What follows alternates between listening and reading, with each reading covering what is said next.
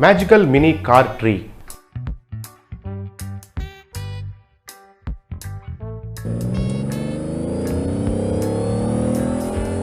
भजली के गांव में एक स्कूल था। उस स्कूल में बहुत सारे बच्चे पढ़ते थे। कुछ अमीर बच्चे मिनी कार्स में आते थे और ज्यादा गरीब बच्चे तो पैदल आते थे। गरीब बच्चे स्कूल के पास खेलते थे और अमीर बच्चे उनके मिनी कार्स में उन बच्चों का चक्कर लगाते हुए उनको बहुत सताते थे। गरीब बच्चे कहकर पुकारते थे। कुछ बच्चों को तो उन कार से धक्का देते थे और वे बच्चे गिरकर उनको चोट भी पहुंचता था। अगर कोई भी कुछ खिलौना लेकर आए तो ये अमीर बच्चे उनको तोड़ते थे। एक दिन एक बच्ची एक बस के खिलौना को लेकर आई तो उसे नीचे जमीन पर फेंक कर ये अमीर बच्चे तोड़ दिए थे। रोने लगी। तब विक्की कहकर एक अमीर बच्चा, ओए अच्छे से याद रखना, स्कूल में जो भी करना है हम करेंगे, जो दिखाना है हम ही दिखाएंगे। मेरी बात नहीं मानी तो स्कूल ही नहीं आने दूंगा, देख लो, कहकर चेतावनी दिया। उस गांव में एक खिलौनों का दुकान रहता था। उधर खिलौनों के साथ mini cars, mini motor bikes, बहुत सारे मिनी व्हीकल्स भी बेचते थे। एक बात गरीब बच्चे उस दुकान में गए।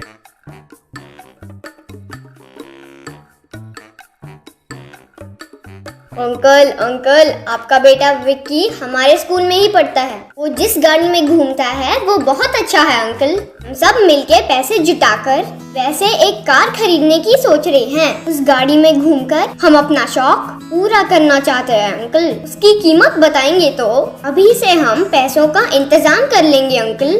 बताइए अंकल, कितने का होगा? रे कौन है रे तुम्हारा अंकल? गरीब भिखारी कहीं के। तुम कितने हो और तुम्हारी जिंदगियाँ कितने हैं? तुम्हारे मुंह के लिए मिनी कार्स चाहिए क्या? मिनी कार्स तुम्हारे गरीब घरों को भी बेचेंगे तो इन्हें नहीं खरीद पाएंगे। तुम जैसे भिखारियों को मैं मिनी कार्स कैसे बेचूंगा सोचे रे? Get out dirty fellows. क्यों रे, मेरी तरह गाड़ी में घूमने की इतनी आस वो इस जन्म में पूरा नहीं होगा। उन पर घूमने के लिए हमारी तरह तुम्हें अमीर होना होगा। तुम लोग पैसे जुटा कर लाओगे तो भी मेरे पापा तुम्हें वो गाड़ी नहीं बेचेंगे, क्योंकि वो गाड़ी तुम्हारे गंदे गलियों में घूमेगा तो इज्जत हमारी निकल जाएगी ना। चलो चलो इडियट फेलोस, बड़े आए, निकलो यहाँ से। तब सब बच्चों के साथ अच्छू कहकर एक बच्चा को बहुत बुरा लगा। एक बार एक पोस्टमैन साइकिल पर स्कूल के पास आया।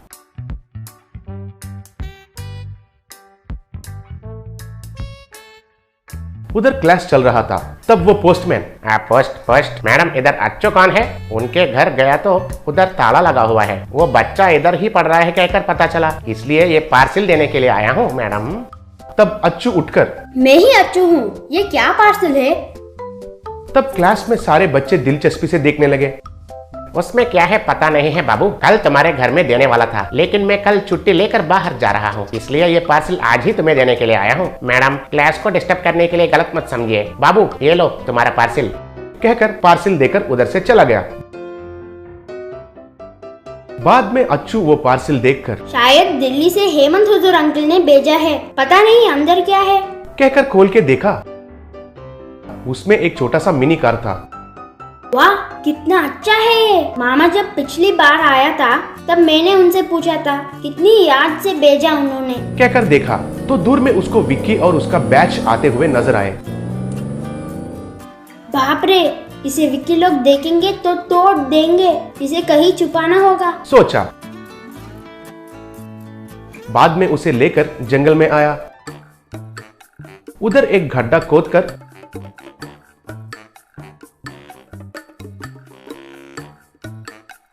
उसमें दफना दिया। जब भी मुझे इसके साथ खेलने का मन होगा मैं यहाँ आकर खेल लूंगा, ये कार यही सलामत रहेगा, सोचा। अगले दिन अच्छू उधर जाकर देखा तो उधर एक बड़ा सा पेड़ था और उनको बहुत सारे मिनी कार्स उगे हुए थे। वो देखकर अच्छू, ये क्या, यहाँ कार का पेड़ उग गया है, बहुत आश्चर्य की बात है, सोचा। बेटा, मैं एक माया वृक्ष हूँ। तुम जैसे गरीब बच्चे मुझे बहुत पसंद है। इन गाड़ियों के साथ अच्छे से खेल लो। अपने गरीब दोस्तों को भी ये देखकर उनकी सहायता करना।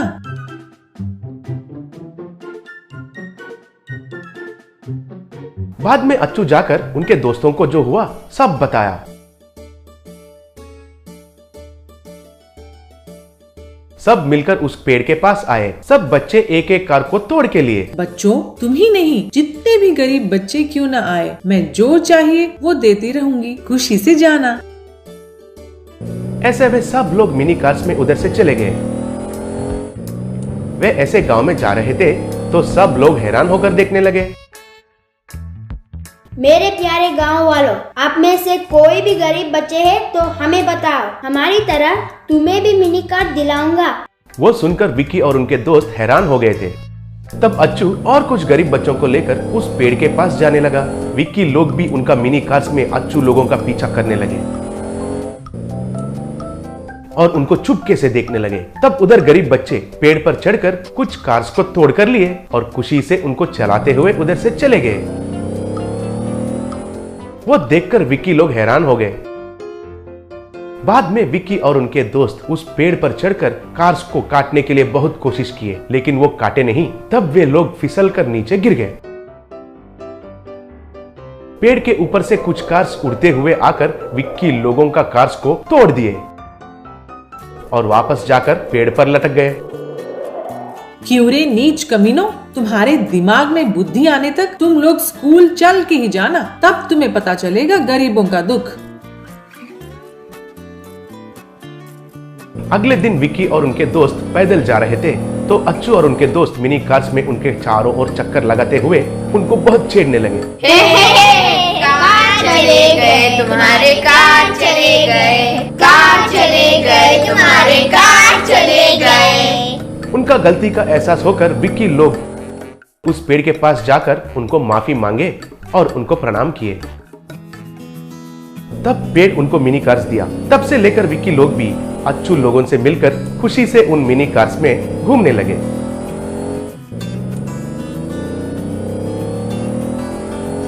घमंडी सास और जादुई 3 बहुएं।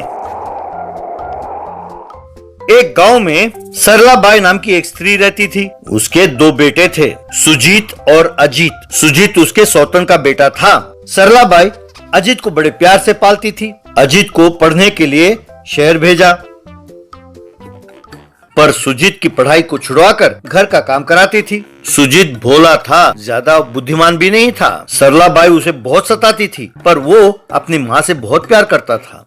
जब अजीत पढ़ाई पूरी करके शहर से लौटा, तब सरलाबाई ने उसकी शादी एक अमीर घराने में करा दी। उसके आसपास रहने वाले पड़ोसी, अरे ये क्या सरला, तुम्हारे बड़े बेटे के होते तुमने छोटे बेटे की शादी कर दी? क्या उस बुद्धू की शादी कराऊं? उसे लड़की कौन देगा? अगर गलती से उसकी शादी हो भी गई तो जिंदगी भर उन दोनों का पालन पोषण हमें तो करना पड़ेगा। इसीलिए मैं सोचती हूँ कि उसकी शादी ना ही करूँ। एक दिन सरलाबाई सुजीत को पड़ोसी गांव भेजने लगी। चाहे कितनी देर क्यों ना हो, घर लौट आना। वहीं रहकर खाने में पैसे खर्च ना करना। अपने पास खजाने नहीं है पैसों के। सुजीत जिस काम से गया था वहाँ देरी हो गई। रात के अंधेरे में उसे घर लौटते हुए डर लग रहा था, लेकिन उसे अपनी माँ की बात याद आई और वो घर लौटने लगा। वो अंधेरे में रास्ता भटककर एक जंगल में प्रवेश कर गया। काफी दूर चलने के बाद भी उसे गांव नजर नहीं आया। वो थक हार कर एक पेड़ के नीचे रुक गया। वहाँ उसे जमीन पर कुछ चमकता हुआ नजर आया। उसने उसे उठाकर देखा तो वो एक हीरे की अंगूठी थी। वो हैरान होकर उस अंगूठी को लेकर आगे बढ़ा। थोड़ी दूर जाने के बाद उसे 3 लड़कियां दिखाई दी। आप तीनों हो कौन? आधी रात को इस जंगल में क्या कर रहे हैं आप? क्या हम तुम्हें दिखाई दे रहे हैं? तुम्हें कोई अंगूठी मिली है क्या? तब सुजीत ने उन्हें वो हीरे की अंगूठी दिखाई। वे तीनों हैरान हो गए। हम तीनों बहनें हैं। हम लोग देव कन्या हैं, गंधर्व राज की बेटियां। एक मुनिवर ने हमें श्राप दिया और कहा कि ये अंगूठी जिस किसी को भी मिलेगी उससे हम तीनों को शादी करना होगा, और इस अंगूठी को जमीन पर फेंक दिया। तब से हमारे पिताजी इस अंगूठी को ढूंढ रहे हैं। जब तक तुम्हारे पास ये अंगूठी रहेगी हम तुम्हारी पत्नी बनकर रहेंगी। जिस दिन हमारे पिताजी को ये अंगूठी मिल जाएगी हम अपने देवलोक वापस लौट जाएंगे। इस अंगूठी को संभाल कर रखना। क्या 3 पत्नियां? अरे माँ तो कहती है कि अगर मेरी शादी हो गई तो मेरे साथ साथ मेरी पत्नी का भी पोषण करना होगा, इसीलिए मेरी शादी नहीं हो रही। और अब यदि मैंने तुम तीनों से शादी कर ली तो मुझे जिंदा नहीं छोड़ेगी। तुम तीनों का देखभाल करने की शक्ति मुझ में नहीं है। तुम उसकी चिंता न करो, तुम हमसे शादी कर लो और हमें घर ले जाओ, बाकी सब हम देख लेंगे। सुजीत ने उन तीनों देव कन्याओं से शादी की और उन्हें घर ले गया। जब सरला ने उन्हें देखा तो वो दंग रह गई और क्यों रे, तेरे जैसे निकम्मे की 3 पत्नियां, अब इन तीनों को खिलाने के लिए खाना कहाँ से लाऊं? तभी उन तीनों में जो सबसे बड़ी थी उसने मुंह से फूंका। बस घर के सामने की सारी जमीन खेत में बदल गई। कुछ ही पलों में वहाँ पौधे अंकुरित होने लगे, वे बड़े हुए और फसल कटने के लिए भी तैयार हो गए। तब सरला बाई देखती रह गई, सब अपने आंखें मलते हुए रह गए। थोड़ी देर बाद सरला बाई, ये तो ठीक है, पर खाना पकाएगा कौन? तब दूसरी बहू ने अपने मुंह से फूंक मारा। बस तभी बहुत सारे बर्तनों में कई किस्म के व्यंजन प्रकट हो गए। ये सब तो ठीक है, पर पहनने के लिए कपड़े और गहने भी तो चाहिए, उनके लिए पैसे कहाँ से आएंगे? तब तीसरी बहू ने अपने मुंह से फूंक मारा, उसके मुंह से सोने के सिक्के गिरने लगे। सरला बाई अवाक रह गई और उन तीनों को घर के अंदर आने दिया। यूं उन पैसों से सरला बाई ने एक बहुत आलीशान घर बनवाया। खुशी खुशी वक्त गुजरता गया, लेकिन सरला अपने मन ही मन जलने लगी ये सोचकर कि उसके सौतन के बेटे सुजीत की 3 सुंदर पत्नियां हैं। उसने सोचा किसी तरह इन तीनों को भगाना होगा। उसने सुजीत को बुलाया और तुम्हारी तीनों पत्नियां देव कन्या हैं, वो बहुत शक्तिशाली है। उन तीनों से तुमने शादी कैसे कर ली? अगर किसी दिन वे तीनों तुम्हें छोड़कर चले गए तो तुम्हारा क्या होगा, कभी सोचा है? तुम चिंता ना करो माँ। कहकर जो कुछ हुआ सब बताया। कहकर वो अंगूठी अपनी माँ के हाथ में दे दी। इसे संभाल कर रखना माँ, कहकर दिया। एक दिन सरला को गंधर्व राजा गलियों में अंगूठी ढूंढता हुआ नजर आया। सुजीत की बातों को याद करते हुए उसे अंदर बुलाया। सरला बाई गंधर्व राजा से, ये लो अंगूठी, ये पैसे, जमीन, जायदाद सब छोड़कर तुम अपने बेटियों को लेकर चले जाओ। मैं तुम्हें तुम्हारी बेटियां सौंप रही हूँ, तुम मुझे क्या इनाम दोगे? तभी तीनों बहुएं सुजीत के साथ वहाँ पहुँची। हमें इस बात की चिंता थी कि हम भूलोक में मानव की पत्नी बनकर कैसे रहेंगे, लेकिन तुम्हारे बेटे के नेकी के कारण हमारा मन बदल गया। इसीलिए हमारा पति हमारे देवलोक में हमारे साथ ही रहेगा। बस सब वहाँ से गायब हो गए। जैसे ही वो गायब हो गए तो आलीशान महल एक झोपड़ी में बदल गया। रुपए, पैसे, सोना सब गायब हो गया। बाद में अजीत अपनी पत्नी के साथ अपने ससुराल चला गया। बस सरला बाई अकेली अपनी झोपड़ी में रह गई। तब वो सोचने लगी, मैं अपने ईर्ष्या के कारण अच्छे भले जिंदगी को खराब कर बैठी, मुझे इसकी सजा मिल रही है। यूं सोचा।